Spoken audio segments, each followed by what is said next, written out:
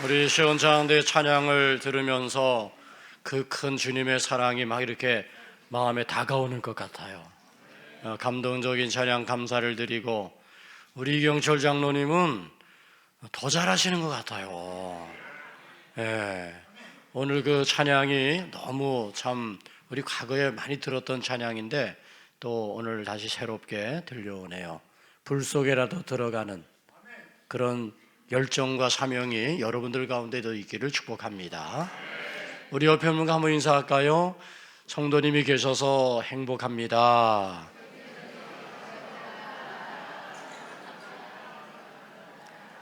여러분들이 예배의 자리에 있는 것이 하나님의 기쁨이고 또 여러분이 예배의 자리에 있는 것이 여러분에게 축복인 줄 믿으시길 바랍니다. 제가 조금 좀 이렇게 생각되는 것은 요즘 날씨가 이제 좋아지고 꽃도 피고 그러니까 혹시 주일 빼먹고 나들이 가려고 하는 건 아닌가. 근데 오늘 보니까 두 사람만 빼놓고 다 오셨어. 얼마나 감사한지. 나들이 가는 것도 좋지만 먼저 예배하고 나들이 가시기를 바라요. 아멘. 네. 우리가 지금 예수님의 이야기를 계속 나누고 있는데 예수님 공생의 3년을 사시는 동안에 예수님께서 하셨던 일들이 많아요. 가르치시는 일을 하셨고 또 복음을 전하신 일을 하셨고 그리고 무엇보다도 병든 자를 치유하시는 그런 역사들을 이루셨어요. 그러면서 예수님께서 하셨던 아주 중요한 한 가지가 바로 뭐냐 하면 제자를 부르시고 제자를 삼으시는, 그러니까 주님의 제자를 만드시는 그런 사역이었어요. 예수님께서 그래서 복음서 여러 군데에 보면 세리 마태도 부르시고 또 안드레도 부르시고 또 베드로도 부르시고 야고보도 부르시고 뭐 이렇게 예수님께서 제자들을 부르시는 이야기가 많이 기록되어져 있습니다. 예수님께서 왜 이토록 예수님이 제자를 부르시고 세우시는 일에 열정과 애정을 쏟으셨을까요? 이유는 예수님이 이제 이 땅에서 오신 목적대로 우리의 모든 인류의 죄를 대속하기 위한 십자가의 대속의 제물이 되어 죽으시고 그리고 이제 말씀대로 부활하시잖아요. 그리고 승천하시면 더 이상 이 땅에 예수님 계시지 않아. 그러면 예수님께서 하셨던 가르치신 사역, 예수님이 하셨던 복음 전파 사역, 예수님이 하셨던 이 병든 자를 치료하는 사역이 어떻게 멈추면 안 되잖아요. 이 사역은 계속 이어져야 되는데 이 사역이 계속 이어질 수 있도록 예수님은 제자들을 부르신 거예요. 그리고 제자들을 통해서 주님이 하셨던 이 같은 사역을 계속 이어가기를 원하셨기 때문에 제자를 삼는 일을 매우 중요하게 여기셨다는 겁니다. 사랑하는 여러분, 만일 주님께서 승천하신 후에 주님의 사역을 이어가는 제자들이 없었다고 한다면 오늘 복음이 우리들에게 왔을까요? 안 왔을까요? 오지 못했을 거예요. 아마 예수님께서 계셨던 그것으로 끝나고 역사의 한 페이지를 남기고 말았겠지요. 그런데 예수님께서 오셔서 행하셨던 그 사역이 예수님은 떠나셨지만 승천하셨지만 계속해서 오늘까지 수천 년에 걸쳐서 이어져 내려올 수 있었던 것은 바로 제자들이 있었기 때문입니다. 12제자를 삼으신 그런 예수님의 사역을 통해서 그 복음의 사역, 가르치시고 치유하시는 사역은 계속 이어졌고요.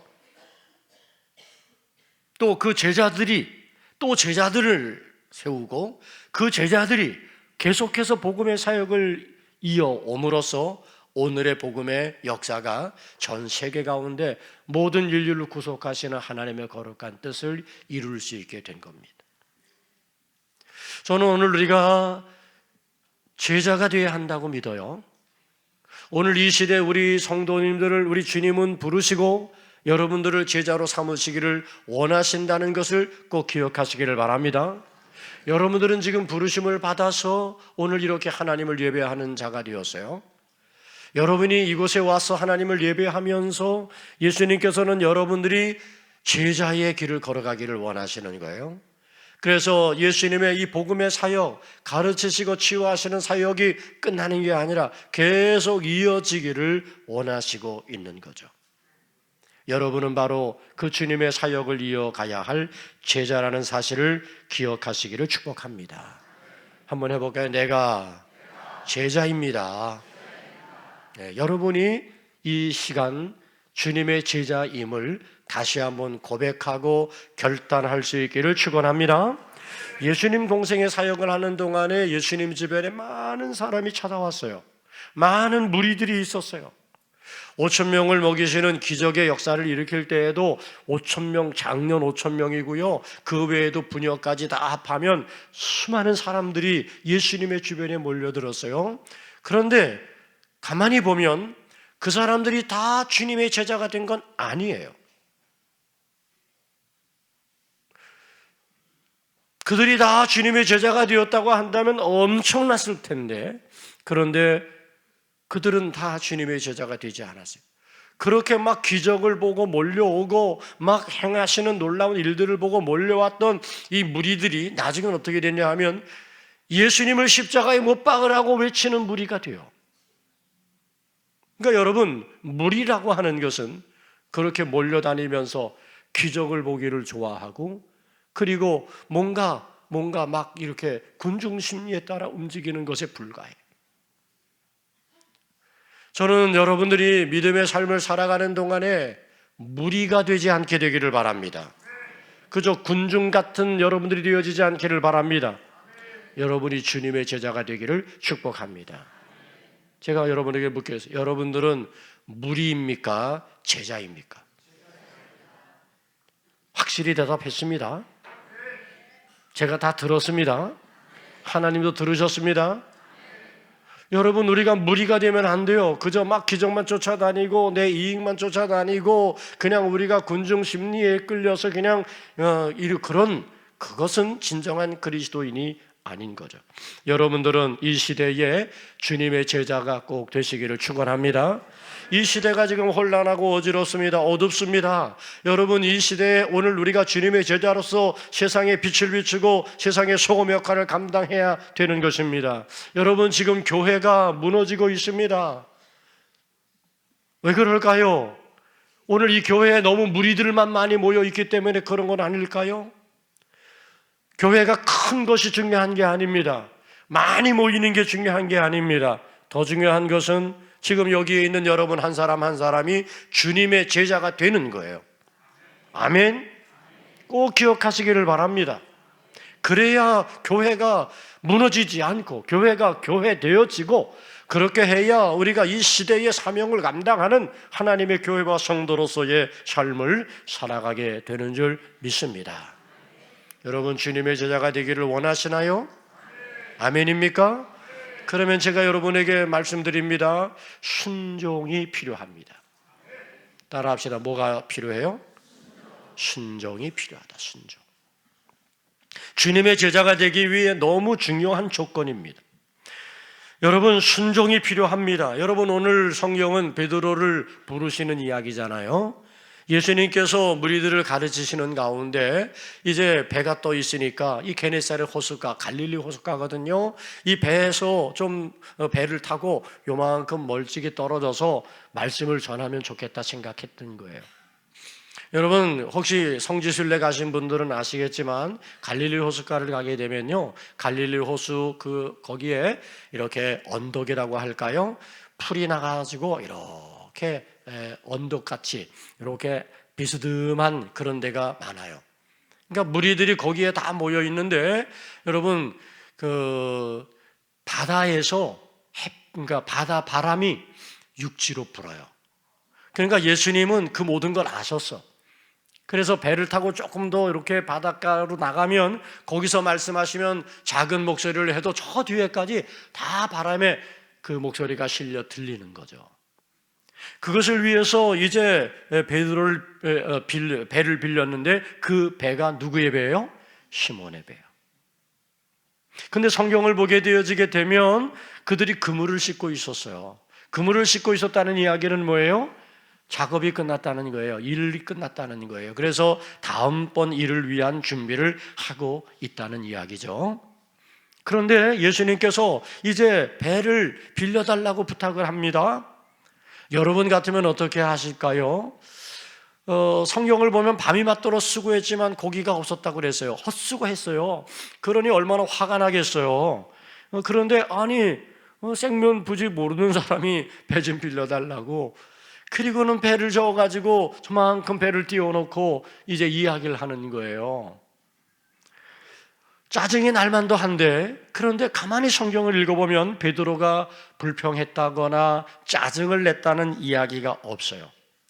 주님이 얘기하시는 대로 직접 노를 저어가지고 물 위에 배를 띄웠어요. 저는 여기서 예수님은 벌써 이미 베드로를 알아봤다고 생각해요. 베드로가 제자가 될 그릇이 된 거야. 네? 우리가 흔히 그런 얘기하죠. 그 사람 그릇이 됐어, 그러잖아요. 그만한 그릇이 된 거야. 그러니까 저는 이 행위 속에서 이미 예수님은 베드로가 제자가 될 만한 사람이구나 하는 것을 아셨던 것 같아요. 그게 바로 뭐냐 하면 순종이죠. 저는 여러분들이 주님의 제자가 될 때 저는 여러분들이 순종의 그릇으로 준비되기를 바랍니다. 무슨 그릇으로 준비해요? 순종의 그릇이 돼야 돼. 순종의 그릇이 준비되면 여러분 이 순종의 그릇에 뭘 담든지 그것이 엄청난 역할을 하게 되는 거예요. 무엇이 담겨지든지 그것이 하나님의 역사로 이어지게 되는 줄로 믿습니다. 중요한 것은 우리가 순종의 그릇이 되는 거예요. 그러니까 주님의 제자가 된다는 것은 순종의 그릇을 준비하는 거예요. 자, 예수님께서 말씀을 마쳤습니다. 그리고는 이제 예수님께서 느닷없이 뜬금없이 하시는 말씀이 베드로에게 깊은 데로 가자. 그리고 깊은 데로 가서 그물을 내려라. 이쯤 되니까 베드로가 한 말씀 드리는 거예요. 아유 선생님, 우리가 밤이 맞도록 수고했는데요 고기가 없습니다. 지금 고기 없기 때문에 그물 던지는 건 헛수고입니다. 그런 얘기 아니겠어요? 자, 그런데 베드로가 그 말만 한 게 아니라 그 뒤에 말을 계속 이어가요. 뭐라고 이야기하냐면 제가 이렇게 헛수고했지만 지금 고기가 없는데요, 그렇지만 당신께서 말씀하시니 내가 그물을 내리리이다. 할렐루야. 이게 진짜 순종이에요. 이게 진짜 순종. 그러니까 순종의 그릇을 봤어요. 알아봤어요. 그런데 지금 베드로가 이제 예수님 이야기를 다 듣고 난 다음에 당신 말씀에 의지해서 내가 그러면 그물을 내릴게요. 이렇게 순종하고 있는 거죠. 얼마나 피곤하고 얼마나 힘들었겠습니까? 그런데 말씀에 의지해서 내가 그물을 내리리이다. 여러분, 우리가 주님의 제자가 되려면 이런 순종이 필요합니다. 내 생각에는 아니에요. 내가 전공한 부분인데 전공하는데 생각으로 이렇게 따져보면 그건 아니에요. 그런데 목사님 말씀하시니 제가 그렇게 하지요. 그런 거예요. 쉽게 말하면 아니 이제까지 경험상 이것은 안 돼요. 이거 이렇게 해봤는데 아니었어요. 그런데 말씀하시니 한번 해볼게요. 이것이 순종이에요. 우리는 왜 순종을 못하나요?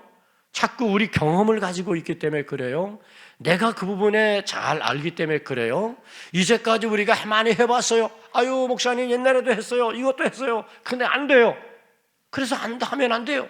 아니 그럼에도 불구하고 옛날에 해봤지만 안 되었던 일이지만 목사님 다시 말씀하시니 제가 한번 해볼게요. 그런 순종이 여러분께 있게 되기를 축복합니다. 이렇게 순종하려면 뭐 해야 되냐 하면 신뢰가 있어야 돼요. 이렇게 순종할 수 있으려면 믿음이 분명해야 돼요. 여러분, 베드로가 말이 바뀌는 게 있어요. 그게 뭐냐 하면 선생님 이라고 이야기했어요. 선생님 제가 한번 그렇게 해볼게요 라고 이야기했어요. 내가 당신 말씀, 선생님 말씀 그대로 한번 순종하고 제가 그물을 내릴게요. 근데 그물을 내린 다음에 말이 달라져요. 주님. 사랑하는 여러분, 오늘 우리에게 필요한 것이 뭐냐? 믿음이에요. 순종에는 믿음이 있어야 돼요. 그냥 순종하는 게 아니에요. 아브라함이 갈 바를 알지 못하는 가운데 본토 친척 아비집을 떠나서 나아갈 수 있었던 것은 하나님을 향한 신뢰와 믿음이 있었기 때문이었던 거죠.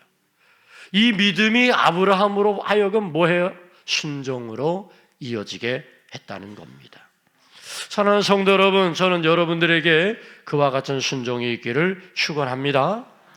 믿음을 가지시고 신뢰를 가지고 그렇게 순종하는 주님의 제자가 되기를 축원합니다. 두 번째, 주님의 제자가 되기를 원한다면 우리에게는 뭐가 필요하냐면 깨달음이 필요해요. 뭐가 필요하다고요? 깨닫는 것. 깨닫는 게 은혜입니다. 우리가 신앙생활 잘하려면 말이죠, 깨달아야 돼요. 말씀을 듣고 그 말씀 속에서 깨달아야 돼요.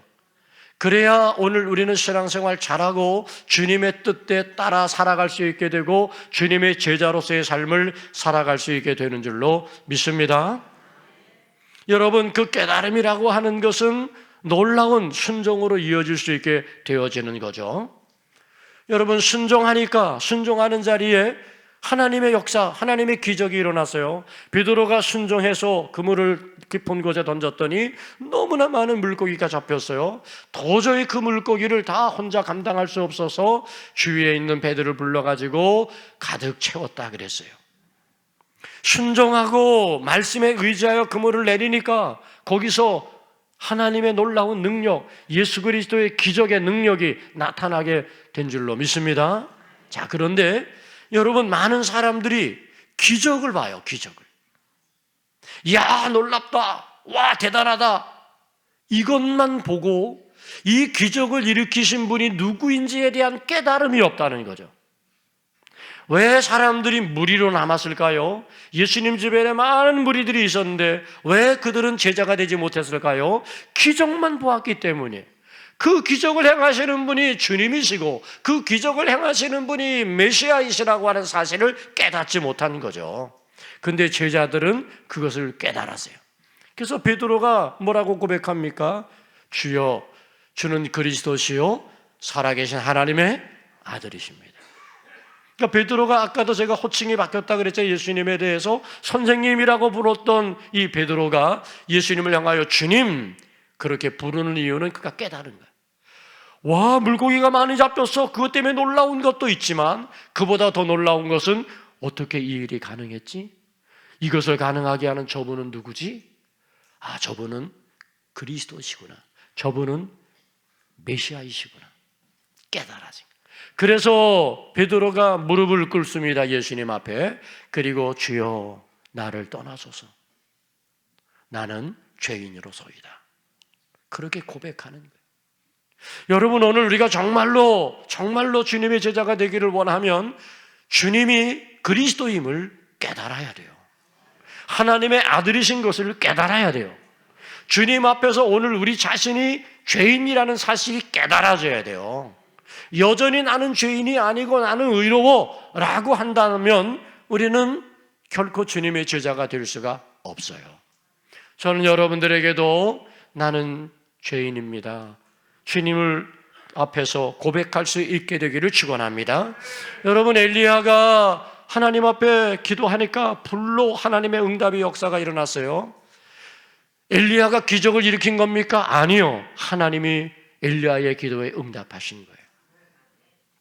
여러분, 모세가 지팡이를 들으니까 홍해가 갈라졌어요. 그래서 이스라엘 백성들이 그 홍해를 잘 건너갈 수 있었어요. 여러분, 지금 모세가 지팡이를 들어 기적을 행한 것입니까? 아니면 그 기적 가운데 하나님이 행하신 역사입니까? 하나님은 동풍을 불어서 밤이 맞도록 이 홍해를 가르셨잖아요. 성경을 우리가 보면 분명히 기록되어 있어요. 여러분, 오늘 많은 사람들은 자꾸 기적에 초점을 맞춥니다. 지금도 우리는 기적을 바라요.